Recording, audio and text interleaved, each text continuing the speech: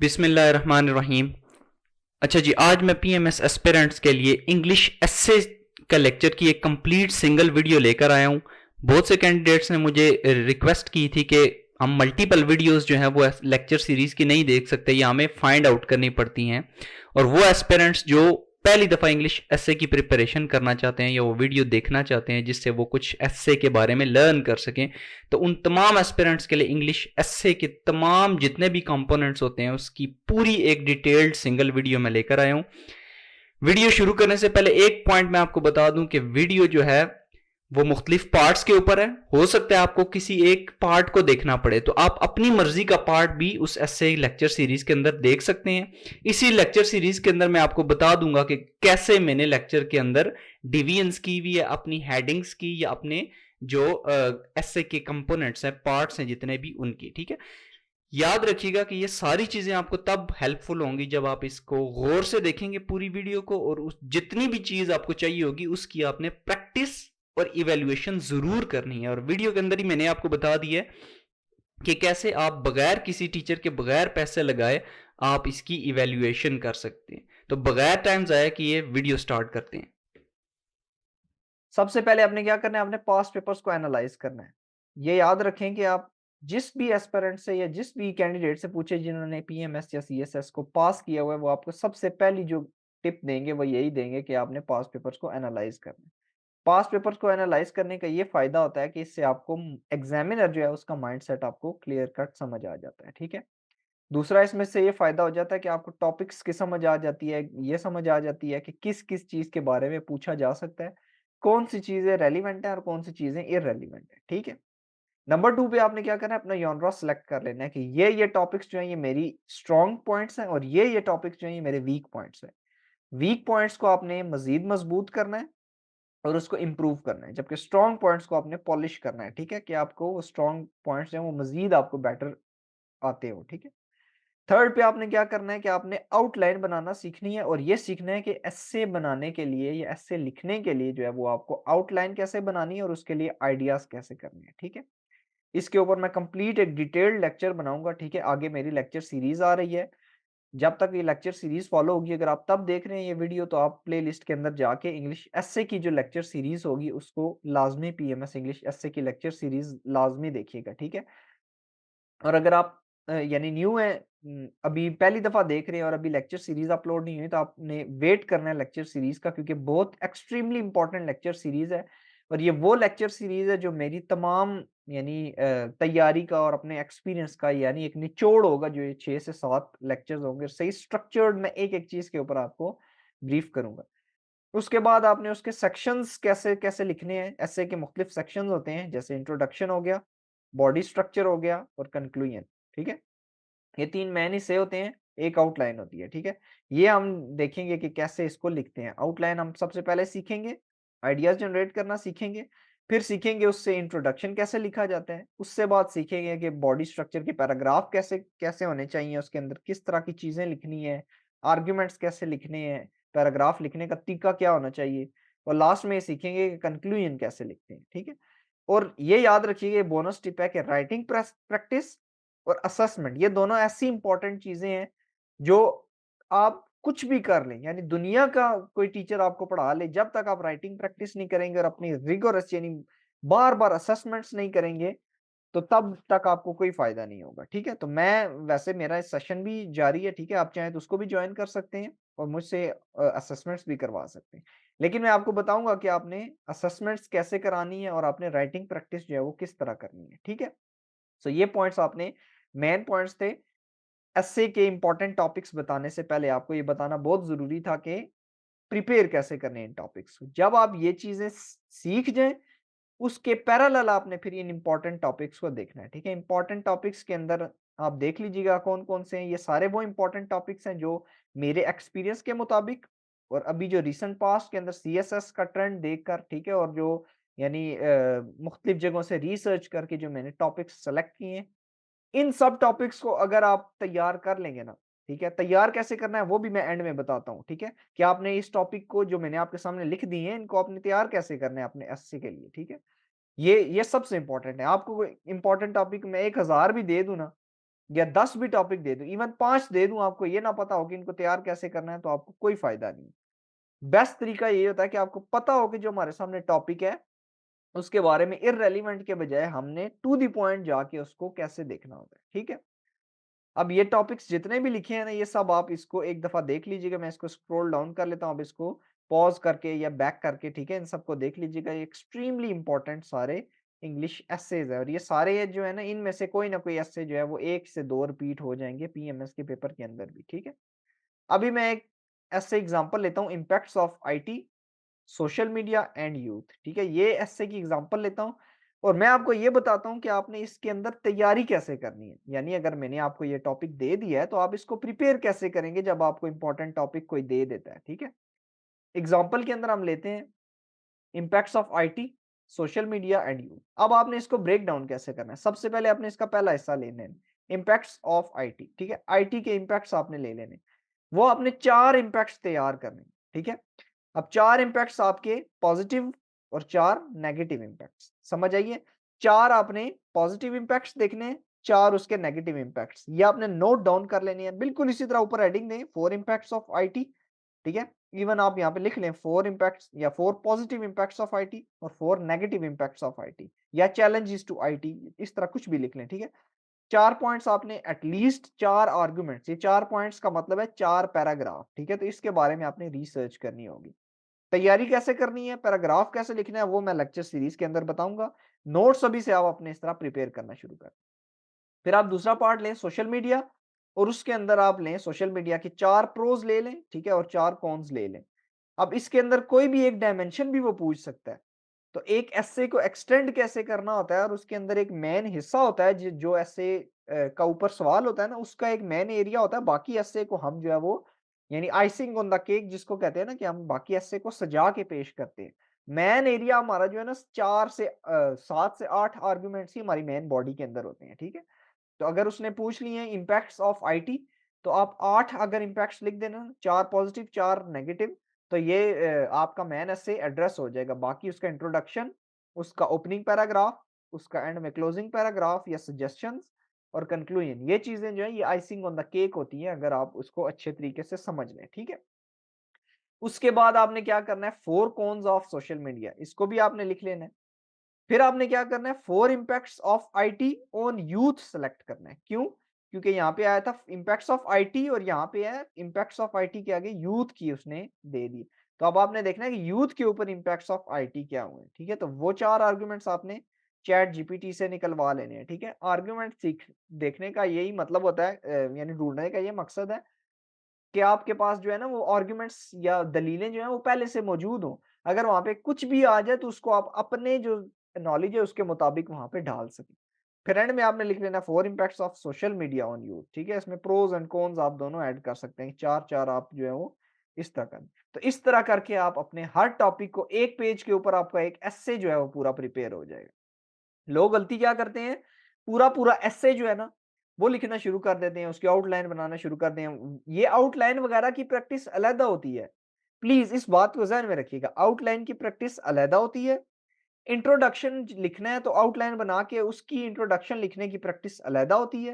Conclusion लिखने की अलग होती है।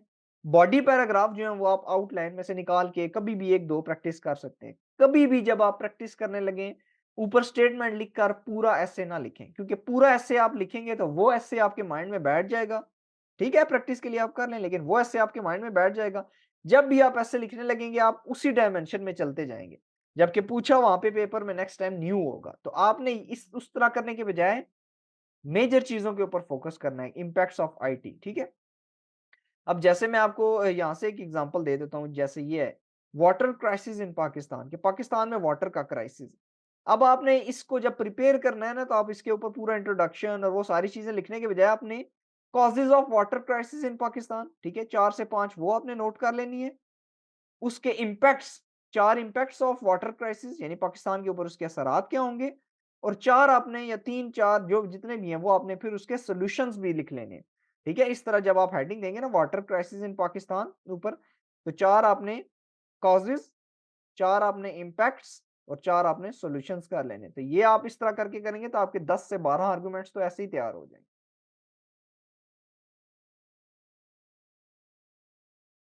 सबसे पहला जो स्टेप है उसमें हमने सीखना होता है कि एस्से को ब्रेक डाउन कैसे किया जाए या एस्से की आउटलाइन जिसको हम कहते हैं वो कैसे बनाई जाए। देखिए आउटलाइन जो है वो बहुत से लोग समझते हैं कि एस्से में लिखनी चाहिए, नहीं लिखनी चाहिए, लेकिन ये ऐसी चीज़ है जो आपको एस्से अगर आपको नहीं लिखना आता तो ये आपको इंग्लिश एस्से पास करवा सकती है, अगर आपने ये आर्ट सीख ली है, ठीक है? तो ये सीखेंगे हम आज के लेक्चर के अंदर, ठीक है? सबसे पहले आपने क्या करना है, आपने एस्से की आउटलाइन को ना मुख्तलिफ हिस्सों में डिवाइड कर लेना है, ठीक है? हिस्से क्या हो सकते हैं? इंट्रोडक्शन का पैराग्राफ, एक एंड में हो जाएगा कंक्लूजन का पैराग्राफ, दरमियान में क्या आएगी? बॉडी पैराग्राफ, ठीक है? 3 हिस्से एस्से के मेन होते हैं, ठीक है? अब क्या होगा, जो हमारी मेन बॉडी है ना, आपने याद रखना है उसके अंदर आपने 10 मेन आर्गुमेंट्स देने हैं। 10 आर्गुमेंट्स आपके होने चाहिए मेन, मेन जो बॉडी है, ठीक है?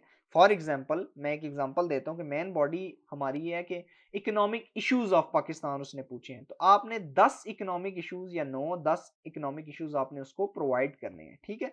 ये आपकी मेन बॉडी के अंदर होना चाहिए। और आपके एस्से के अंदर क्या होता है? इंट्रोडक्शन और कंक्लूजन, ये एक इंपॉर्टेंट पार्ट है। और एक और चीज सीख लीजिए, 1 पैराग्राफ ऑफ सजेशन या रिकमेंडेशन और एनी एक्सटेंशन, जो कंक्लूजन का पैराग्राफ होता है ना, उससे पहले एक आध पैराग्राफ लाजमी आप कोई ना कोई एक्सटेंशन का दिया करें। यानी जो आपका मेन बॉडी आ रही है, जब आपने उससे निकलना है तो आप डायरेक्ट कंक्लूजन पे जाने के बजाय आप एक, यानी उसका क्लोजिंग पैराग्राफ जिसको कहा जाता है, वो आप लिखें और उसके बाद आप कंक्लूजन पे जाएं, ठीक है? सो आपके मेन एस्से की स्ट्रक्चर कैसे हो गया आउटलाइन का? इंट्रोडक्शन, नंबर 2 पे ओपनिंग पैराग्राफ आप दे दें, जैसे आप ओवरव्यू देते हैं या कोई भी एक उसका पैराग्राफ हो जाएगा। नंबर 3 से आपकी मेन बॉडी जो है वो एड्रेस होना शुरू हो जाएगी, उसके अंदर आपने लिखने हैं 9 टू 10 आर्ग्यूमेंट्स, ठीक है? उसके बाद आपने लिखना है एक क्लोजिंग पैराग्राफ लिखना है, मेन बॉडी के बाद क्लोजिंग पैराग्राफ और एंड में कंक्लूजन। सो आपके इस तरह तकरीबन ये 15 से 16 जो है पैराग्राफ जो है ये बन जाएंगे, ठीक है? आउटलाइन का फॉर्मेट क्या होना चाहिए, आप ये देख लीजिए। सबसे पहले इंट्रोडक्शन, ठीक है? उसमें चाहें तो थीसिस स्टेटमेंट भी आप ऐड कर सकते हैं। देन आपका नीचे ओपनिंग पैराग्राफ होगा, ये हेडिंग नहीं देनी ओपनिंग पैराग्राफ की, यहाँ पे आपने कोई ओपनिंग पैराग्राफ की हेडिंग लिखनी है, जैसे overview of economic issues of Pakistan या manifestation of economic issues of Pakistan, जो भी आप, यानी इकोनॉमिक कंडीशन ऑफ पाकिस्तान, इस तरह भी लिख सकते हैं। फिर आपकी मेन बॉडी होनी चाहिए, अगर तो डायरेक्टली उसने इकोनॉमिक इश्यूज ही पूछे हैं, ठीक है, आपने फिर उस पर 10 आर्गुमेंट्स देने। अगर उसने कोई ऐसा वाटर क्राइसिस पूछ लिया तो फिर उसके अंदर हेडिंग्स को ब्रेक डाउन करना पड़ेगा आपको 3-3-3 के अंदर, ठीक है? जैसे आप कॉजेज लिख सकते हैं 3, फिर इम्पैक्ट्स 3 लिख सकते हैं, फिर 3 सॉल्यूशंस के लिख सकते हैं, ठीक है? इस तरह आपने 9 से 10 पैराग्राफ अपने मेन बॉडी के अंदर लिखने हैं। देन एंड में क्लोजिंग पैराग्राफ या रिकमेंडेशंस देना चाहें तो वो दे दें, और लास्ट में कंक्लूजन। ये फॉर्मेट आप बना लें, इसी फॉर्मेट को लिख कर ही मैंने इंग्लिश एस्से जो है वो पीएमएस 2022 का जो 2023 के अंदर हुआ था उसको पास किया, ठीक है? ये फॉर्मेट आप याद रखिएगा, ये एक्सट्रीमली इंपॉर्टेंट फॉर्मेट है। इसी के मुताबिक अगर आप तैयारी करेंगे तो आपका एस्से पास हो जाएगा, ठीक है? यानी आउटलाइन आपकी पास हो जाएगी। अब इसमें से इंफॉर्मेशन आपने जो याद रखनी है वो इंपॉर्टेंट है। इंट्रोडक्शन और कंक्लूजन की ना 40 लाइंस होनी चाहिए, ठीक है? 20-20 ईच। अब एक पेज के ऊपर जो आपको पीएमएस के अंदर कॉपी मिलती है ना, उसकी लाइंस होती हैं 30। कितनी? 30। तो आप इंट्रोडक्शन का जो पैराग्राफ है वो 20 टू 25 लाइंस आपकी लाजमी होनी चाहिए, ठीक है? इसी तरह जो आपका कंक्लूजन का पैराग्राफ होगा वो भी इंट्रोडक्शन के पैराग्राफ के जितना ही होना चाहिए, यानी 20 से 25 लाइन। तो ये आपके 300 अबव वर्ड्स यहाँ से बन जाएंगे, ठीक है? क्योंकि एक लाइन के अंदर आप एटलीस्ट 8 वर्ड्स तो सारे ही लिखते हैं, ठीक है? 7 से 8 वर्ड्स। तो अगर आप ये 20 से 25 लाइंस लिखते हैं दोनों की, तो आपके 300 वर्ड्स प्लस हो जाएंगे। उसके बाद क्लोजिंग और ओपनिंग पैराग्राफ आप जब लिखेंगे तो ये दोनों आप 12-12 लाइंस का लिखना है आपने, ठीक है? एक जो स्टैंडर्ड पैराग्राफ होगा ना इंट्रोडक्शन और कंक्लूजन के अलावा, बाकी जितने पैराग्राफ्स हैं वो आपने लिखने हैं 12 लाइंस के, ठीक है? 12 लाइंस का एक पैराग्राफ लिखना है आपने। ये इसलिए मैं आपको बता रहा हूँ ताकि आपको बार बार वो रिगोरस प्रैक्टिस करके ये ना देखना पड़े कि 10-12 ऐसे लिखने के बाद आपको समझ आए कि इतने टाइम के अंदर मैंने इतने 1500 से 16 वर्ड्स जो हैं 1600 वर्ड्स कैसे पूरे करने हैं, ठीक है? और फिर जो आपकी मेन बॉडी है उसके अंदर आपके 10 पैराग्राफ लाजमी होने चाहिए, ठीक है? और ये 1000 वर्ड्स तकरीबन इस तरह बन जाएंगे अगर आप 12-12 लाइंस लिखते हैं, 12-13 लाइंस, ठीक है? और हर लाइन के अंदर 8 वर्ड्स लिखते हैं, तकरीबन आपके 100 वर्ड्स एक पैराग्राफ के अंदर हो जाते हैं। 1000 यहाँ से, 200 यहाँ से, 300 अबव यहाँ से, सो ये 1500 प्लस बन जाते हैं, ठीक है? अब एक मैं आपको सैंपल ऐसे दिखाता हूँ। इकोनॉमिक इश्यूज ऑफ पाकिस्तान, ये मैंने एक सैंपल ऐसे लिया, ठीक है। अभी हम ये नहीं सीखेंगे कि हमने इसमें लिखा क्या है, मैंने इसको डिजाइन कैसे किया। जब मैं पेपर लिखूंगा सबसे ऊपर हेडिंग हुआ इकोनॉमिक इश्यूज ऑफ पाकिस्तान, दरमियान में हेडिंग आउटलाइन। यहां से पहली हेडिंग शुरू की इंट्रोडक्शन, और इसमें मैंने एक थीसिस स्टेटमेंट लिख दिया, सिंगल स्टेटमेंट है, ठीक है, इसमें कोई डॉट नहीं आ रहा बीच में। इसको मजीद प्रिसाइज भी लिखा जा सकता है सिंगल सेंटेंस में भी, ठीक है। थीसिस स्टेटमेंट ना भी लिखें तो आप डायरेक्टली नंबर 2 हेडिंग स्टार्ट करें। मैंने लिखा हिस्टोरिकल कॉन्टेक्स्ट, ये मेरा क्या है, ओपनिंग पैराग्राफ। उसके बाद मैंने डायरेक्ट मेन बॉडी को हिट किया, इकोनॉमिक इश्यूज ऑफ पाकिस्तान, जो ऊपर पूछा गया था, ठीक है। इसके अंदर मैंने 3 मेन चीजें डिस्कस की हैं। मैक्रो इकोनॉमिक चैलेंजेस, उसमें मैंने 3 मैक्रो इकोनॉमिक लिख दिए। देन स्ट्रक्चरल इश्यूज जो इकोनॉमी के हैं वो मैंने 3 लिख दिए। एंड देन लास्ट में एक्सटर्नल सेक्टर को जो चैलेंजेस दरपेश हैं वो मैंने जो है इसके अंदर 3 लिख दिए, ठीक है। तो ये मेरे स्टैंडर्ड पैराग्राफ के अंदर अगर देखा जाए तो ये तकरीबन बन रहे हैं एक ओपनिंग पैराग्राफ, और ये तकरीबन मेन बॉडी के मेरे 9 आर्गुमेंट्स। एक पॉइंट जो हम लिखते हैं ना, इसके ऊपर आपने एक पूरा पैराग्राफ लिखना है। पैराग्राफ कैसे लिखना है ये आपने मेरी चैनल पे जाके वीडियो देख लेनी है, अगर मैंने अपलोड कर दी हुई है। अगर आप थोड़ा लेटली देख रहे हैं, ठीक है, तो विद इन फ्यू डेज जो है ये सारी वीडियो सीरीज जो है ये अपलोड हो जाएगी। तो आपने चैनल को लाजमी विजिट करके देखना है कि आपने ये वीडियो आ गई है कि नहीं, ठीक है। पैराग्राफ लिखने की बहुत एक्सट्रीमली इंपॉर्टेंट वीडियो होगी, ठीक है, कि बॉडी के पैराग्राफ को लिखना कैसे है, ठीक है। तो एक पॉइंट जो है ये आपका एक आर्गुमेंट या एक पैराग्राफ होगा पूरा। उसके बाद मैंने क्या लिखा, नंबर 4 हेडिंग मैंने दी, और इसके अंदर मैंने लिखा कि इसके इम्प्लीकेशंस क्या होंगे, ठीक है, इम्प्लीकेशंस क्या हैं। उसमें मैंने एक ही सिंगल पैराग्राफ के अंदर ये तीनों इम्प्लीकेशंस डिस्कस की। अब इनके ऊपर आपने अलग-अलग पूरे पैराग्राफ नहीं बनाना, इनके पैराग्राफ की लेंथ थोड़ी सी बेशक लंबी कर दें, 12 के बजाय 16-17 लाइंस लिख दें, लेकिन ये याद रखना है कि आपने यानी 15-16 लाइनों से ऊपर नहीं जाना। और ये भी याद रखना है कि इन 3 पॉइंट्स को अगर आप 3 डिस्कस कर लेते हैं, इसकी इम्प्लीकेशंस 2 कर लेते हैं, 5 कर लेते हैं, वो सब एक सिंगल पैराग्राफ के अंदर आपने डिस्कस करने हैं, ठीक है। एक एक और बेशक बना दें, लेकिन उससे ज़्यादा एक्सटेंड नहीं करना। लास्ट में फिर आपने रिकमेंडेशंस का एक सिंगल पैराग्राफ इसका भी बनाना है, ठीक है। इन दोनों को याद रखिएगा, इनके सिंगल सिंगल पैराग्राफ ही आपने बनाने हैं। आपने ये नहीं करना कि आप इसके ऊपर अलग से पैराग्राफ बना दें फिजिकल रिफॉर्म्स के ऊपर, उसके बाद स्ट्रक्चरल रिफॉर्म्स के ऊपर अलग। तो इस तरह बना देंगे तो फिर आप एसए के अंदर बैठे ही रहेंगे, आप कंक्लूजन तक पहुंचेंगे नहीं, और आपका पेपर एग्जामिनर जो है वो ले लेगा। आउटलाइन से हम इंट्रोडक्शन का पैराग्राफ जो है वो कैसे जनरेट कर सकते हैं, ठीक है। ये मैंने आउटलाइन बनाई थी, ठीक है। ऐसे था हमारा इकोनॉमिक इश्यूज ऑफ पाकिस्तान, ठीक है। उसके अंदर इंट्रोडक्शन था, देन मेरा थीसिस स्टेटमेंट था, एक ओपनिंग पैराग्राफ हिस्टोरिकल कॉन्टेक्स्ट का मैंने दिया था, देन मैंने अपनी मेन बॉडी को डिस्कस किया था इकोनॉमिक इश्यूज ऑफ पाकिस्तान, जिसमें मैंने सब हेडिंग्स 3 बना ली थी, macro economic challenges, structural issues और एक्सटर्नल सेक्टर चैलेंजेस। तीनों के अंदर मैंने 3-3 पैराग्राफ लिखकर अपने 9 से 10 पैराग्राफ जो है, जिसका टारगेट था हमारा कि मेन बॉडी के अंदर आपके 10 आर्गुमेंट्स होने चाहिए, वो हमने टारगेट पूरा किया था। देन हमने उसके एक पैराग्राफ जनरेट किया था सोशियो इकोनॉमिक इम्पैक्ट्स या इम्प्लीकेशंस के ऊपर, एंड देन लास्ट में हमने एक क्लोजिंग पैराग्राफ लिखा था, दैट वाज पॉलिसी रिकमेंडेशंस, ठीक है, उनके सॉल्यूशन प्रेजेंट किए थे, एंड में कंक्लूजन हमने दे दिया था। अब इस सारे की हेल्प से हम आउटलाइन से इंट्रोडक्शन का पैराग्राफ जनरेट करते हैं। बहुत से कैंडिडेट जो हैं वो इस साइकी को, इस ट्रिक को समझते नहीं है। देखें, introduction is nothing but writing the sequence of your outline, ठीक है। ये एक्चुअल में है, मैंने जो आर्ट सीखी है, जिसकी वजह से मैंने अपना ऐसे पास भी किया है पीएमएस के अंदर, वो यही है कि आप आउटलाइन को जब लिखते हैं, आप उसका सीक्वेंस ऐसे अच्छे तरीके से बनाएं ताकि जब आप इंट्रोडक्शन लिखेंगे तो आपको कोई प्रॉब्लम ना हो। और इंट्रोडक्शन आप कैसे लिखेंगे, अपनी आउटलाइन के सीक्वेंस को फॉलो करके। अब ये कैसे हुआ है मैं आपको एग्जांपल से समझाता हूँ। यहाँ पे मैंने इंट्रोडक्शन लिखा, ठीक है। उसके स्टार्ट में मैंने आपको दे दी अपनी थीसिस स्टेटमेंट। आप चाहें तो थीसिस स्टेटमेंट एंड में या मिडिल में या कहीं पे भी दे सकते हैं, एंड में आप दे दें या स्टार्ट में दे दें। इस एसे के अंदर 2 ही जगह थी बनती हैं, एक स्टार्ट में और एक एंड में, ठीक है। मैंने स्टार्ट में अपनी थीसिस स्टेटमेंट से ही स्टार्ट ले लिया, ठीक है। अगर आप चाहें तो आप शुरू में स्टार्टिंग लाइंस लिख सकते हैं कि पाकिस्तान की इकोनॉमी जो है वो इस वक्त इन इन हालात से गुजर रही है, और ये सारी चीज़ें आपने लिखनी है।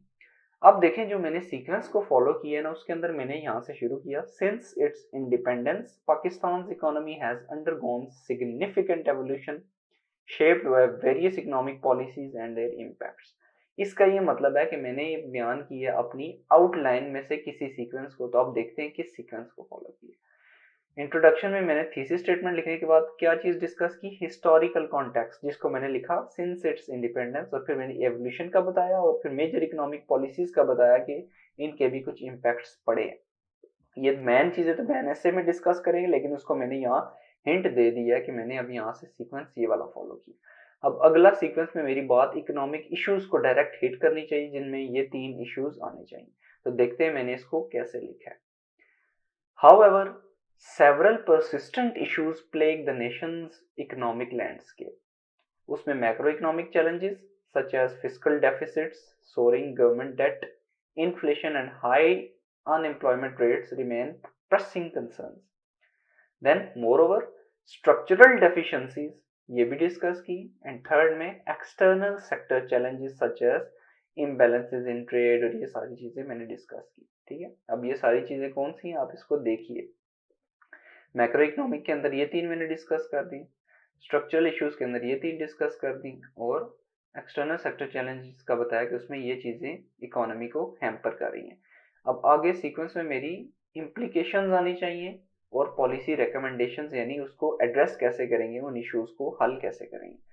तो देखिए मैंने लिखा these economic issues have profound socio economic implication. अब इसमें मैंने बता दिया कि क्या क्या सोशियो इकोनॉमिक इम्प्लीकेशंस हैं, और फिर एंड में मैंने लिखा to address these challenges effectively policy makers, जो जो चीजें मैंने आगे डिस्कस की। ये मैं इसलिए डिस्कस नहीं कर रहा, मैं आपको इन जनरल बताना चाहता हूँ कि आपने अपनी आउटलाइन के अंदर से ही अपने इंट्रोडक्शन के पैराग्राफ को जनरेट करना होता है। उसके बाद आपने एंड में कॉल फॉर एक्शन या आप कोई भी एक्सटेंडेड क्लोज्ड लाइंस, यानी इसको मैं कहता हूँ कि एक्सटेंशन करें, जो एंड आपने किया ना अपने सीक्वेंस को, उसके अंदर एक्सटेंशन लगा के उसको क्लोज करें, यानी कोई ऐसा सेंटेंसेस लगाएं जिसको आप एक्सटेंशन लगा के एंड में से एक्सटेंशन लगा के उसको क्लोज कर लें। ठीक है, this is the way of writing introduction, writing impactful introduction from your outline. ठीक है, तो इस ट्रिक को आप सीख लेना अगर, तो ये ऐसी ट्रिक है जो आपको इंग्लिश एस्से पास करवा सकती है, क्योंकि इंट्रोडक्शन वो 90% कैंडिडेट्स का लाजमी चेक करते हैं।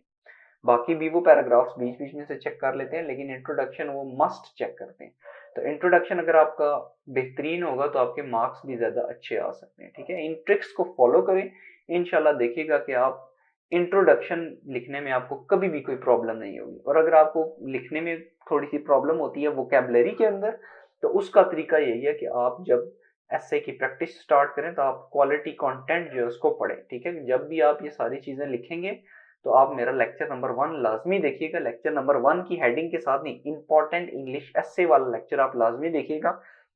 मैं उसके लिंक भी दे दूंगा नीचे डिस्क्रिप्शन के अंदर भी और आई बटन में भी। आप वैसे भी चैनल को विजिट करके देख सकते हैं उन दोनों लेक्चर्स को। उसका बेनिफिट आपको ये होगा कि आपको पता चल जाएगा कि आपने ये सारी चीजों को, छोटी छोटी चीजों को आपने अपने माइंड में कैसे रखना है। ठीक है,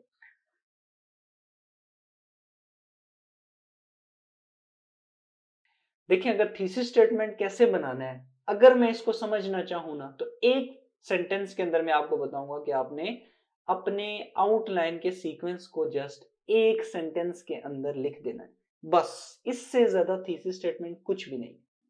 आप मेरी वीडियोस देखिए प्रीवियस कि आउटलाइन कैसे बनाते हैं, आउटलाइन का सीक्वेंस कैसे डिजाइन करते हैं। ठीक है, और आउटलाइन के अंदर क्या क्या फॉर्मेट होना चाहिए, कितने पैराग्राफ लिखने हैं, कितनी उसकी लेंथ होनी चाहिए, सारी चीजें मैंने उन वीडियोस के अंदर बताई हैं। फिर इंट्रोडक्शन मैंने आपको बताया था, उसके अंदर ब्रीफ सा मैं बता देता हूँ कि introduction is basically writing in detail the sequence of your outline. जो आपकी आउटलाइन आपने लिखी है उसको सीक्वेंस के अंदर आपने सेंटेंसेस की फॉर्म में बयान करना है। और थीसिस स्टेटमेंट जो है ये more precise explanation of your outline in a single sentence. एक ही सेंटेंस के अंदर आपने पूरे थीसिस स्टेटमेंट को या पूरे एस्से को, यानी पूरी आउटलाइन को आपने एक्सप्लेन कर देना होता है, यानी लिख देना होता है। एग्जाम्पल से समझते हैं, एग्जाम्पल से आपको ज्यादा चीजों में क्लैरिटी आएगी। फर्ज करें आपका एक एस्से आ जाता है इकोनॉमिक इश्यूज ऑफ पाकिस्तान। आपने क्या करना है, इसको नैरो डाउन करना है, और आपने देखा कि आपने मेजर इश्यूज जो आपने डिस्कस किए थे वो थे macro economic, structural issues and external sector challenges. ठीक है, कि ये आपने 3 बेसिक समझे थे, उसमें आपने फिर मजीद लिखे थे। सो मैं क्या करता हूँ, आउटलाइन मैंने एक बना ली। ठीक है, ये हमारी आउटलाइन वही चलती आ रही है प्रीवियस लेक्चर्स से। इंट्रोडक्शन लिखा और यहाँ पे थीसिस स्टेटमेंट, जो कि अभी मैं एक्सप्लेन नहीं करूंगा, मैं आगे चल के आपको पूरा एग्जांपल से समझाऊंगा। फिर हमारा ओपनिंग पैराग्राफ था जिसमें हमने हिस्टोरिकल कॉन्टेक्स्ट बताया था। देन हमारी मेन हेडिंग आ जाती है इकोनॉमिक इश्यूज ऑफ पाकिस्तान, जिसके अंदर हमने 3 मेजर इशू डिस्कस किए थे, मैक्रो इकोनॉमिक, स्ट्रक्चरल और एक्सटर्नल सेक्टर चैलेंजेस। ठीक है, इनके अंदर हमने मजीद 3 डिस्कस किए थे। टोटल हमारे 9 पैराग्राफ इनसे जनरेट होने थे। आगे चल के हमने इन्हीं जो प्रॉब्लम्स थी उनके इम्प्लीकेशंस डिस्कस किए और एक पैराग्राफ हमने पॉलिसी रिकमेंडेशंस या रिकमेंडेशंस का हमने दिया और आखिर में हमने लिख दिया कंक्लूजन। ये थी हमारी एस्से की आउटलाइन। अब मैं यहाँ पे ये डिस्कस नहीं करूंगा कि ये आउटलाइन मैंने कैसे बनाई है, उसके लिए आप चाहें तो वो वीडियो देख लीजिएगा आउटलाइन की। ठीक है, मैं अभी आपको चलता हूं कि हमने थीसिस स्टेटमेंट कैसे इससे मैंने बनाया। देखिए, थीसिस स्टेटमेंट बनाने के लिए आपको एक स्टार्टिंग लाइन चाहिए होगी जो आपको मेजर हेडिंग से जोड़ेगी। अब मेजर हेडिंग इसके अंदर क्या थी, इकोनॉमिक इश्यूज ऑफ पाकिस्तान। तो वो मेजर हेडिंग आपने ओपनिंग पैराग्राफ के बाद आपने डायरेक्टली आपने यहाँ पे डिस्कस की, इकोनॉमिक इश्यूज ऑफ पाकिस्तान। तो इसका मतलब है कि आपको ये 3 जो इश्यूज है major, macro economic challenges, structural issues और एक्सटर्नल सेक्टर चैलेंजेस, ये तीनों आपको डिस्कस करने हैं अपनी थीसिस स्टेटमेंट के अंदर। तो आप देखिए मैंने कैसे लिखा, addressing the economic challenges of Pakistan requires a comprehensive approach that tackles। अब यहां तक मैंने हेल्पिंग स्टार्टिंग लाइन ली और आगे मैंने उन तीनों पॉइंट्स को डिस्कस किया। That tackles macro economic imbalances, structural deficiencies and socio economic disparities, या आप एक्सटर्नल सेक्टर चैलेंजेस भी लिख सकते हैं। अब यहां तक लिखा, खत्म नहीं करूंगा मैं, एक ही सेंटेंस बनाना है। तो अब मैं बोलूंगा कि इसके, चूंकि यहाँ पे मैंने ये 3 डिस्कस करने के बाद नेक्स्ट क्या लिखा था, उसके इम्पैक्ट्स या इम्प्लीकेशंस। तो मैं इसी को पैराग्राफ को कंटिन्यू रखूंगा, यहां तक डिस्पैरिटीज तक लिखने के बाद मैं लिखूंगा having serious impacts on poor and the middle class. यहां तक लगा के मैंने सेमी कॉलन लगा दिया क्योंकि मैंने सेंटेंस खत्म नहीं करना, इसको कंटिन्यू रखना है। तो सेमी कॉलन लगाएंगे, अगर खत्म करना हो तो जरा फुल स्टॉप लगाते हैं। तो फुल स्टॉप में लगाएंगे, सेमी कॉलन लगाएंगे। आगे हमने क्या लिखा था, पॉलिसी रिकमेंडेशंस, हमने कुछ रिकमेंडेशंस दी थी कि उसको सॉल्व कैसे करें। तो वो यहाँ पे लिखा, however steps can be taken to foster sustainable growth, reduce poverty and enhance the country's resilience. आगे आप कुछ भी लिख सकते हैं, रेजिलियंस तक जो आपने बयान कर दिया, आगे लिख सकते हैं to strengthen the economy of Pakistan and make Pakistan a prosperous country. ठीक है, ये भी आप लिख के उसको एंड कर लें। ठीक है, सो इस तरह आपने अपनी थीसिस स्टेटमेंट को डिजाइन करना होता है। अब थीसिस स्टेटमेंट को एक दफा देख लेते हैं। हेल्पिंग लाइन शुरू से ली और आपने मेन हेडिंग के साथ जोड़ दी, दैट टैकल्स। आगे आपने 3 डिस्कस की, macro economic imbalances, structural deficiencies and socio economic disparities. फिर आगे नेक्स्ट आपने डिस्कस किया था उसके इम्पैक्ट्स, तो आप लिखेंगे having serious impacts on poor and the middle class.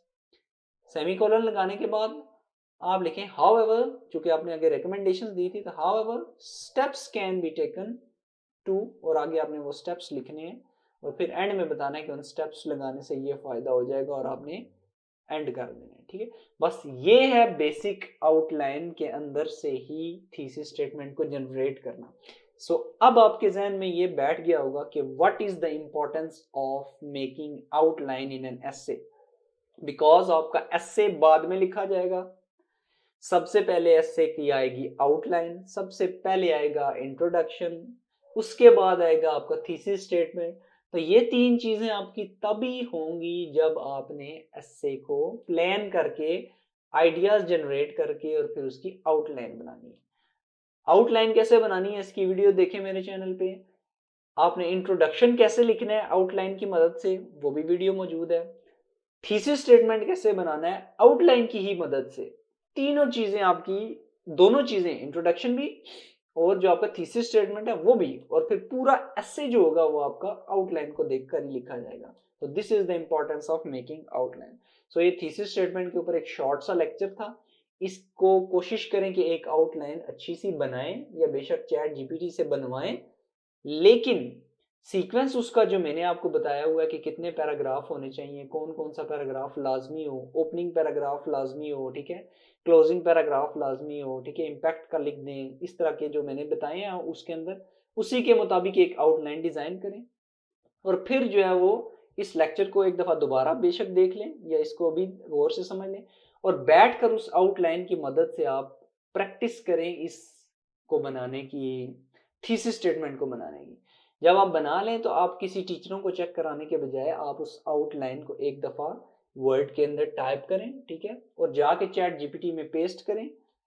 Paste करने के बाद आप उसको एडिट में जाके तो आप दोबारा लिखें कि उसकी थीसिस स्टेटमेंट मैंने ये बनाई है, असेस करो कि मेरी जो थीसिस स्टेटमेंट है वो करेक्ट है कि नहीं, ठीक है। चैट जीपीटी को यूज कैसे करना है, नोट्स कैसे बनाने हैं, वो सारी भी वीडियो मैंने मेरे चैनल पे मौजूद है, आप जाके विजिट करके चैनल देख सकते हैं, ठीक है। बस इन स्टेप्स के ऊपर अमल करें, आपकी असेसमेंट भी साथ साथ होती रहेगी, आपको मिस्टेक्स भी साथ साथ पता चलती रहेंगी और जो है वो आप वक्त के साथ साथ प्रैक्टिस के साथ साथ आप वोकेबलरी और ये सारी चीज़ों से आपकी पॉलिशिंग होती रहेगी।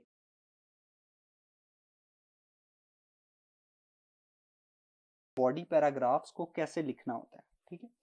हम ऐसे लेकर चल रहे थे इकोनॉमिक इश्यूज ऑफ पाकिस्तान, इस एग्जांपल को हमने लिया था और उसके ऊपर हमने एक जनरेट की थी हमारी आउटलाइन, ठीक है। उसके अंदर ये थीसिस स्टेटमेंट हमने बनाया था, फिर इंट्रोडक्शन डिजाइन किया था, ठीक है, हर चीज। अब हम क्या करेंगे कि इकोनॉमिक इश्यूज ऑफ पाकिस्तान में से मैं सबसे पहली पॉइंट ले लेता हूँ, इसके ऊपर मैंने एक आर्गुमेंट के ऊपर एक पैराग्राफ जनरेट करना है, क्योंकि एसे के अंदर हम क्या करते हैं पैराग्राफ की फॉर्म में लिखते हैं। तो आउटलाइन में से मैं fiscal deficit and government debt, ठीक है, क्योंकि मैंने क्या बताना है, फिस्कल डेफिसिट और गवर्नमेंट डेट का इकोनॉमी ऑफ पाकिस्तान के ऊपर क्या असर होता है, ठीक है। तो मैंने इस पॉइंट को प्रूव करना है कि जो हमारे फिस्कल डेफिसिट्स हैं और गवर्नमेंट के जो डेट्स हैं वो हमारी इकोनॉमी को डैमेज कर रहे हैं। सो ये मेरा पॉइंट या ज़हन में ये क्लैरिटी होनी चाहिए। अब मैं क्या करूंगा, मैंने कुछ स्टार्टिंग लाइंस ले लेनी है। Understanding Pakistan economic situation is important, क्योंकि अब हम शिफ्ट कर रहे हैं इंट्रोडक्शन के बाद जो हमने ओपनिंग पैराग्राफ लिखा था उसके बाद हम अब शिफ्ट कर रहे हैं अपने मेन आर्गुमेंट के ऊपर, और इसके अंदर हम वो मेन प्रॉब्लम्स डिस्कस कर रहे हैं जिन प्रॉब्लम्स ने इकोनॉमी को डैमेज किया है, ठीक है। सो शुरू में स्टार्टिंग लाइंस यूज करेंगे कि understanding Pakistan economic situation is important. ये याद रखिएगा, ये सिर्फ अपने सीक्वेंस के अंदर चलते हुए पहले पैराग्राफ के अंदर आपको ये स्टार्टिंग लाइन यूज करनी पड़ेगी, ठीक है। बाकी उसी तरह के जितने पैराग्राफ होंगे उनको आप जैसे मैं आगे चल के बताऊंगा उस वहां से ही शुरू करेंगे। सो आपने लिखा understanding Pakistan economic situation is important. Over time Pakistan monetary situation has changed a lot. अब आपने कनेक्ट कर दिया है अपने एस्से को अपनी पहली प्रॉब्लम के साथ। सो आप कैसे स्टार्ट लेंगे, one big problem is that government is spending more money than it has, यानी गवर्नमेंट की जो स्पेंडिंग है वो ज्यादा है और उसको उसकी वजह से क्या हो रहा है, this leads to something called a fiscal deficit and government owes a lot of money, ठीक है। Fiscal deficit and government debt को हमने सेंटेंसेस की फॉर्म में लिख दिया और हमने स्टार्ट कैसे लिया था ये अब paragraph, one big problem is that. इसका मतलब है जब हम अगला पैराग्राफ डिस्कस करेंगे तो उसको हम इसी सीक्वेंस के मुताबिक लिखेंगे। अनदर मैक्रो इकोनॉमिक इशू, क्योंकि हम ऊपर मैक्रो इकोनॉमिक इश्यूज में से डिस्कस कर रहे हैं, ये पहला पॉइंट, ठीक है। तो हम ये लिख सकते हैं वन बिग प्रॉब्लम या first macro economic problem of economy is that the government is spending more money than it has, ठीक है। और जो नेक्स्ट जब आप शुरू करेंगे तो आप लिख सकते हैं अनदर या second macro economic problem faced by Pakistan economy is, जो भी है, ठीक है। अच्छा, यहाँ पे मैंने एक ब्रैकेट लगा के extend using facts and figures. जब भी आप कोई बात करेंगे आपने फैक्ट्स एंड फिगर्स साथ प्रेजेंट करने हैं, क्यों, क्योंकि वो आपके आर्ग्यूमेंट को मोर स्ट्रॉन्ग बनाएगा। फैक्ट्स एंड फिगर्स आपने यहाँ पे कौन से प्रोड्यूस करने हैं, आपने अपना फिस्कल डेफिसिट लिखना है कि इतना पहले था और अब वक्त के साथ साथ अब इतना इंक्रीज हो चुका है, यानी आप परसेंटेज में बता सकते हैं कि फिस्कल डेफिसिट जो है वो लास्ट 10 ईयर्स के अंदर या पास्ट 10 ईयर्स के अंदर इतने परसेंट जो है वो इंक्रीज उसके अंदर आया है, जबकि गवर्नमेंट के डेट्स जो हैं वो भी उसी की वजह से बढ़े हैं, ठीक है। तो वो भी आपने बताना है कि गवर्नमेंट के डेट्स जो हैं वो भी इतने परसेंटेज से इंक्रीज किए। ये अब आपको सपोर्टिव आर्ग्यूमेंट के तौर पे यहाँ पे जो आपने ऊपर लाइन लिखी है उसको सपोर्ट करेगा कि हाँ वाकई लास्ट 10 ईयर्स के अंदर जो इसने बात की है वही हो रहा है। अब आपने फिर उसका इम्पैक्ट बताना कि उसकी वजह से होता क्या है। This is not good for economy because it makes it hard for the country to grow and develop. ठीक है, कि इसकी वजह से ये इकोनॉमी को कैसे डैमेज करता है कि ग्रो और डेवलप होने में प्रॉब्लम होती है। ज़ाहिर है आपको पैसे की प्रॉब्लम होगी तो आप ना ग्रोथ के ऊपर काम कर सकते हैं कंट्री की इकोनॉमी की, ना डेवलपमेंट के ऊपर काम कर सकते हैं। Burden of debt is continuously surmounting या increasing due to fiscal mismanagement. अब यहाँ पे आप फैक्ट्स दे सकते हैं जो गवर्नमेंट के डेट्स इंक्रीज हो रहे हैं, ना भी हो तो आप ऊपर अगर एक ही दफा दोनों दे दें तो वो आपके लिए इनफ होगा। ये लाइन आपकी एक्स्ट्रा है। ठीक है, अब एंड में आप फिर रिकमेंडेशन भी दे सकते हैं, लेकिन रिकमेंडेशन आपने हल्का सा उसको टच देना है। We need to fix this, sorry recommendation नहीं, आपने कॉल फॉर एक्शन देनी है। ठीक है, ये याद रखिएगा, आप जितने भी प्रॉब्लम्स डिस्कस करेंगे उसके अंदर आपने कॉल फॉर एक्शन देनी है कि we need to fix this by spending money. चाहे आप वो चीज लिखें या ना लिखें, आप उसको ये लिखेंगे जरूर कि हमें इसको फिक्स करना पड़ेगा, वरना हमारी इकोनॉमी जो है वो डे बाय डे जो है वो डिटीरियोरेट करके जो हमारी इकोनॉमी है वो कोलैप्स कर सकती है। ठीक है, या फिर आप ये भी लिख सकते हैं, ये अप्रोच भी ठीक है कि हमें वाइजली मनी जो है वो स्पेंड करनी चाहिए और हमें अपने यानी अखराजात वगैरह को मैनेज करना चाहिए। इसकी वजह से हम क्या कर सकते हैं, पाकिस्तान को स्ट्रॉन्गर और बेटर पीपल को बेटर लाइव्स प्रोवाइड कर सकते हैं। ठीक है, तो इस तरह करके आपने पैराग्राफ को एंड कर देना। अब एक बात यहाँ पे याद रखिएगा, चूंकि मैं एस्से के अंदर डिस्कस स्टार्ट में कर चुका हूँ कि एक एस्से के जो बॉडी पैराग्राफ होगा उसकी लेंथ कितनी होनी चाहिए। तो बॉडी पैराग्राफ की लेंथ आपकी 12 लाइंस या 13 लाइंस से ज्यादा नहीं होनी चाहिए। आप जब भी लिखें आप अपनी लाइंस को गिन कर लिखिएगा। उसका तरीका ये होता है कि आपने लाइंस गिननी है पेपर के अंदर और एंड में एक मार्कर से हल्का सा डॉट लगा देना है उस लाइन तक, ताकि आपको पता हो कि आप जब लिखते आ रहे हैं तो आपने इस लाइन तक आपने खत्म करना है अपने पैराग्राफ को। तो उसकी वजह से फिर आप स्क्वीज करते जाते हैं। तो ठीक है, 12 लाइंस के बाद अगर आप 12 मैनेज नहीं कर सके, 13वीं लाइन पे चले गए तो दैट्स ओके। लेकिन अगर आप लिखते जा रहे हैं और आपको पता ही नहीं आपने कितने लिखने हैं, आप कोई 20 लाइंस का पैराग्राफ लिख देते हैं, कोई 15 का लिख देते हैं, कोई 8 का लिख देते हैं, तो ये इसकी वजह से आपको पूरा ऐसे क्रॉस हो जाता है। ठीक है, तो इस बात को जहन में रखिएगा, और वैसे भी आपको प्रॉब्लम्स होंगी। ठीक है, तो ये स्टार्टिंग लाइन पहली दफा यूज करनी है जब आप प्रॉब्लम्स डिस्कस करने लगे।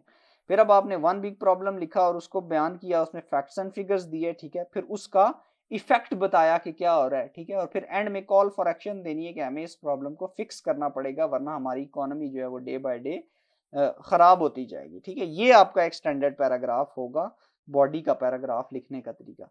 नेक्स्ट जब आप पैराग्राफ लिखेंगे तो आप यहाँ से ही स्टार्ट लेंगे जो यहाँ पे लिखा हुआ है, फिर दोबारा से ये वाली स्टार्टिंग लाइन आप यूज नहीं करेंगे। आप नेक्स्ट लिखेंगे कि another big problem, another major economic या macro economic problem faced by Pakistan economy is that, और फिर आपका जो नेक्स्ट नंबर 2 होगा that is inflation and its causes. ठीक है, तो फिर आप ये लिख सकते हैं, या आप ये भी लिख सकते हैं कि another macro economic problem is inflation in Pakistan. ठीक है, और उसके बाद आप इन्फ्लेशन के ऊपर थोड़ा सा बयान करेंगे और फिर उसके फैक्ट्स एंड फिगर्स देंगे कि ठीक है अभी सेंसिटिव प्राइस इंडेक्स कितना है। ठीक है, और ये सारे फैक्ट्स एंड फिगर्स जब भी आप इकोनॉमी कैसे तैयार करना शुरू करते हैं तो आपने ये सारे फैक्ट्स एंड फिगर्स की हेडिंग देनी है। गूगल खोलना है या चैट जीपीटी या जो भी आप खोलना चाहते हैं, बार्ड एआई, कोई भी आप ऐप खोल लें, गूगल खोल लें, उसके ऊपर लिखें कि उस फर्ज करें आप लिखना चाहते हैं कि पाकिस्तान का सेंसिटिव प्राइस इंडेक्स क्या है इस वक्त। ठीक है, या इन्फ्लेशन रेट कितना है, या पॉवर्टी रेट कितना है, अनएम्प्लॉयमेंट रेट कितना है, तो वो सारी आप हेडिंग्स दे के आगे उसकी परसेंटेजेस लिखते जाएंगे। और वक्त के साथ साथ जब भी आप पैराग्राफ लिखें तो उसको कंसल्ट करके लिखिएगा ताकि वो आपके माइंड के अंदर बैठ जाए। पेपर से पहले वो फैक्ट्स एंड फिगर्स आपको फिंगर टिप्स पे याद होने चाहिए, ताकि आप कहीं पे भी अपने पैराग्राफ के अंदर फैक्ट्स एंड फिगर्स डालने हो तो वो आप इजीली डाल सकें। ठीक है, और कहीं भूल जाए तो आप रफली लिख सकते हैं। अगर आपको याद हो कि 30s में मैंने देखा था 30% या 37% था, कुछ इस तरह का, तो आप रफली 34-35% लिख सकते हैं। ठीक है, ये एग्जैक्टली वो आपसे नहीं मांगते, लेकिन अगर आपको एग्जैक्टली याद है तो दैट इज गुड।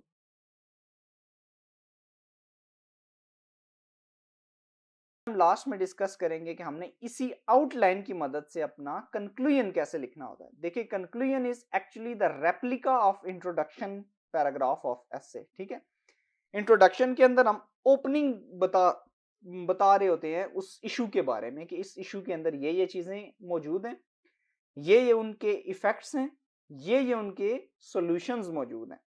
जबकि आप कंक्लूजन के अंदर अपनी टोन आपकी ये होती है कि इस एसे के अंदर हमने डिस्कस किया था ये चीजें, उनके हमने देखे थे ये इफेक्ट, और उनके हमने कुछ सॉल्यूशंस प्रेजेंट किए हैं और एंड में फिर कॉल फॉर एक्शन हम दिया करते हैं, ठीक है।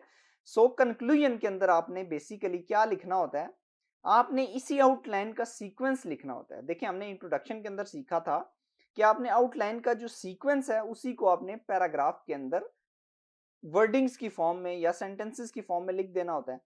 कंक्लूजन के अंदर भी बिल्कुल आप एग्जैक्टली यही करते हैं। अब हम इस ऐसे का कंक्लूजन लिखने से पहले डिस्कस कर लेते हैं एक दफा इस आउटलाइन को। इसमें हमने इंट्रोडक्शन दिया था, देन हमने एक देखा था कि हिस्टोरिकल कॉन्टेक्स्ट हमने इकोनॉमी का देखा था कि इकोनॉमी जो है वो हमारी काफी यानी हिस्ट्री में भी हमारी इकोनॉमी कुछ पॉलिसीज की वजह से खराब भी चली आ रही है। फिर हमने 3 मेजर इसके अंदर इकोनॉमिक इश्यूज डिस्कस किए थे, उनके अंदर फर्दर सब क्लासेस थी, टोटल हमने 9 इश्यूज डिस्कस किए थे क्योंकि हमने 9 से 10 पैराग्राफ लिखने होते हैं मेन हेडिंग के अंदर। तो इकोनॉमिक इश्यूज की हेडिंग देने के बाद हमने 3 मेजर इसमें इश्यूज डिस्कस किए थे, ठीक है, जो मेजर इश्यूज थे इकोनॉमी के। उसके बाद हमने उसकी इम्पैक्ट्स डिस्कस किए कि लोगों के ऊपर उसके इम्पैक्ट्स क्या थे, और फिर हमने उसके कुछ सॉल्यूशंस फाइंड आउट किए थे कि इनके सॉल्यूशन ये हो सकते हैं, ठीक। अब देखते हैं कंक्लूजन के अंदर हमने लिखा क्या है। तो हम कैसे स्टार्ट करेंगे, इन कंक्लूजन, इससे एग्जामिनर को अंदाजा, एक तो लास्ट पैराग्राफ से अंदाजा हो जाएगा और दूसरा इन कंक्लूजन लिखेंगे तो, या टू कंक्लूड, कुछ भी आप लिख सकते हैं। इन कंक्लूजन लिखने के बाद उसको अंदाजा हो जाएगा कि अब आप कंक्लूजन लिखना चाहते हैं, ठीक है। ये मैंने हेडिंग दिया, आपने याद रखना है एस्से के अंदर आप लिखते वक्त कोई हेडिंग नहीं देते।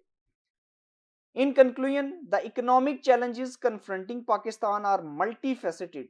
ये शुरू में चूंकि आपने लाइंस लिखनी होती हैं, कनेक्टिंग लाइंस इनको कहते हैं, जो आपके मेन सीक्वेंस को फिर आप कनेक्ट करेंगे।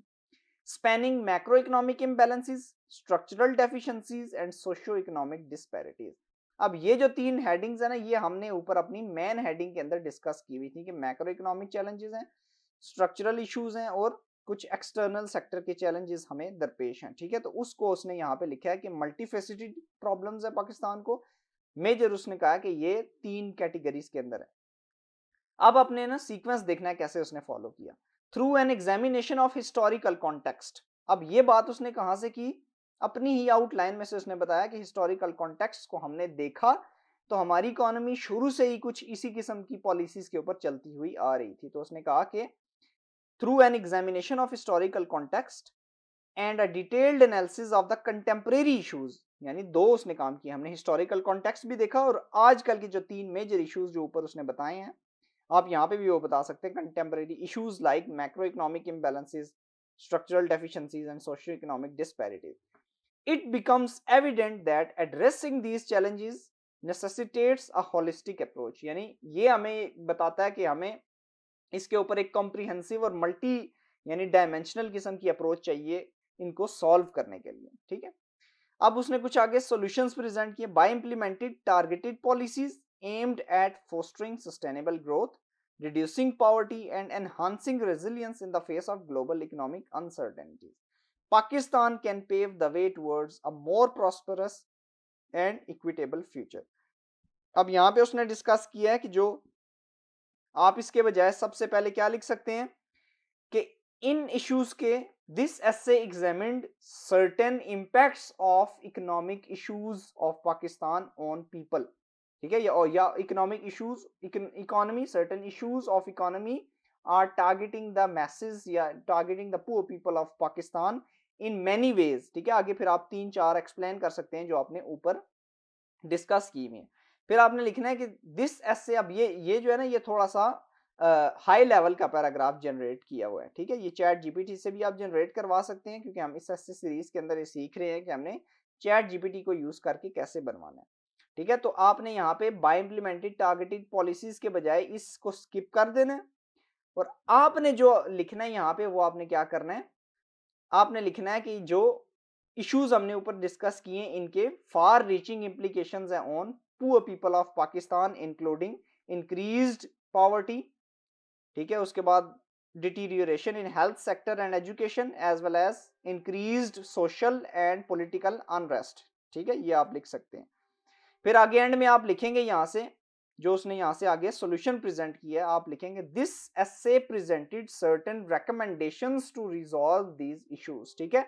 उसके अंदर आपने लिखना है कि इंक्लूडिंग, अब आपकी क्या क्या सॉल्यूशंस हैं वो ये हैं, fiscal reforms to address deficits, इसको थोड़ी सी वर्डिंग चेंज करें, एग्जैक्टली यही वाली उठा के लिखेंगे तो ये रेपिटेशन ऑफ वर्ड्स हो जाएगा जो कि एग्जामिनर को पसंद नहीं आता। सो आप यहाँ पे कुछ भी लिख सकते हैं, फिस्कल मैनेजमेंट, ठीक है, टू रिड्यूस फिस्कल डेफिसिट्स, इस तरह का आप लिख सकते हैं, ठीक है, in by having structural reforms and investing in human and social safety nets, ठीक है, इस तरह आप लिख सकते हैं।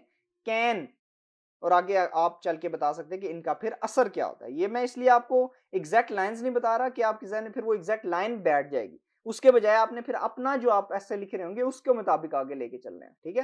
तो जब भी रिकमेंडेशंस देने लगे तो आप ये लिख सकते हैं कि this essay presented certain recommendations to resolve these above issues, ठीक है, क्योंकि आप कंक्लूजन लिख रहे हैं तो आपकी टोन ये होगी कि this essay also presented certain recommendations to resolve these issues including, और आगे आप लिखेंगे ये और ये है, ठीक है, और उसके बाद आपने बताना है कि विच कैन, और उसके बाद आप लिखेंगे कि उसका इम्पैक्ट ये होगा, यानी उसका ये फायदा होगा, बेनिफिट इन मैनी वेज, इस तरह कुछ भी आप लिख सकते हैं। और एंड में फिर आपने लिखनी होती है कॉल फॉर एक्शन, ठीक है, कि इसकी वजह से क्या होगा कि पाकिस्तान की डेवलपमेंटल जो ट्रेजेक्ट्री है वो बेहतरीन हो जाएगी, इकोनॉमी प्रॉस्पर करेगी, तो लोगों को होप जो है वो कंट्री के अंदर यूनिटी आएगी, डिसिप्लिन आएगा, ठीक है, डेवलपमेंट होगी, ये सारी आपने बतानी है। आखिरी जो 2-3 लाइंस होती है ना, वो कॉल फॉर एक्शन ये होता है कि हमारे एस्से में ये सारे इश्यूज अगर रिजॉल्व हो जाए तो उसका ये फायदा होगा, ठीक है, तो एंड में आपने ये डिस्कस करना होता है। अब आपको कंक्लूजन में कभी भी प्रॉब्लम नहीं होनी चाहिए, क्योंकि आपको मैंने पूरा विद एग्जांपल बता दिया है, जनरल वर्डिंग के अंदर भी बता दिया, और आपके सामने एक रिटन पैराग्राफ भी दे दिए। आप इस पैराग्राफ को ना भी देखें तो एक दफा समरी सुन लीजिए कि इन कंक्लूजन, और थोड़ी सी कनेक्टिंग लाइंस लगा के आपने अपने एसे के सीक्वेंस को शुरू कर देना है कि through an examination of historical context, यानी जो हमारी पहली हेडिंग थी कि हिस्टोरिकल कॉन्टेक्स्ट जो हमने डिस्कस किया था। आगे आपने लिखा कि and a detailed analysis of contemporary issues like, जो स्ट्रक्चरल डेफिशिएंसीज थी, मैक्रो इकोनॉमिक इश्यूज थे, और सोशियो इकोनॉमिक डिस्पैरिटीज थी, यानी इनको एग्जामिन करने के बाद ये हमें पता चल गया कि हमें होलिस्टिक अप्रोच चाहिए। उसके बाद आपने आगे लिखने हैं उसके इम्पैक्ट्स, ठीक है, दिस एसे presented या overviewed some यानी harsh impacts of these economic policies या these economic imbalances या जो भी economic mess, जो भी आप wording यहाँ पे यूज कर सकते हैं, और फिर आगे आपने बताना है कि in the form of increased poverty, ठीक है, deterioration in health sector and education और social and political unrest, ठीक है। फिर आगे आपने लिखना है कि this essay also presented certain recommendations, और आगे फिर आपने वही लाइंस लिखकर इसको एंड कर देना। इस तरह अगर आप अप्रोच लेकर चलेंगे तो आपको ना सिर्फ ये कि कंक्लूजन और लिखने में कोई प्रॉब्लम नहीं होगी, बल्कि आपको इंट्रोडक्शन लिखने में भी कोई प्रॉब्लम नहीं होगी। आप अभी जाएं और वो पूरी प्ले लिस्ट के अंदर से खाली वो वीडियोस देख लें, उनकी उसी तरह ही प्रैक्टिस करें, इंशाल्लाह आपको कभी भी इंग्लिश ऐसे लिखने में कोई प्रॉब्लम नहीं होगी। एक यहाँ पे बोनस चीज सुन लें कि आपको प्रैक्टिस लाजमी करनी है, स्लो एंड स्टीडी प्रैक्टिस, जितना मर्जी टाइम लगे, वरना आपको कोई फायदा नहीं है ये सुनने का, ठीक है। Thank you.